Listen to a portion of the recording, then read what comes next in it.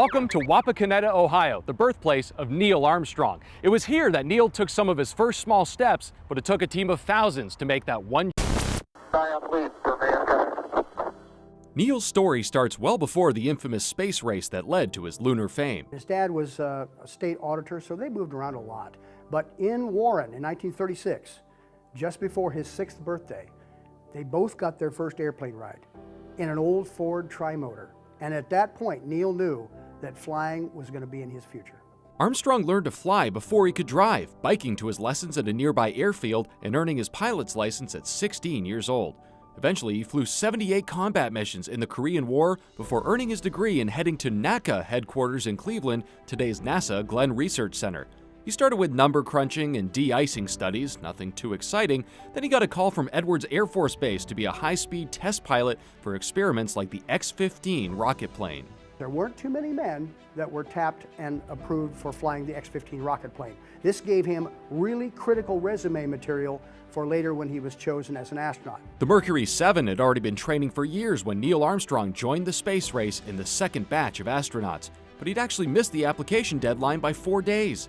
It took an old friend from his Edwards days to slip his resume into the pile and change the course of American history. Meanwhile, the Soviets have been blowing past the U.S. in the space race. Sputnik in 1957, Yuri Gagarin in 1961. The States finally put their own man into space that same year, and the first American in orbit around the Earth a year later. The Soviets got ahead of us, not because they were ahead of us technologically, but because they were behind us. Wait, what? The first ICBM in the world was the R-7 Semyorka. And that vehicle generated 800,000 pounds of thrust. We had nothing like that. The reason that they did that is because out of necessity. They had no option. We, on the other hand, had advanced materials, some lightweight alloys. We did not need a big, heavy, bulky warhead. Through the 1960s, the engines got bigger, the rockets faster, and the stakes higher. But Neil's first space journey was a lot less smooth than the one he's famous for. The Gemini 8 spacecraft was the first to dock with another craft in orbit that had started spinning uncontrollably, rotating nearly once a second. Armstrong stabilized the craft using re-entry thrusters on the nose, aborting the mission but saving his and his co-pilot's life. It was a short leap of faith for NASA HQ to entrust Neil with their ultimate goal.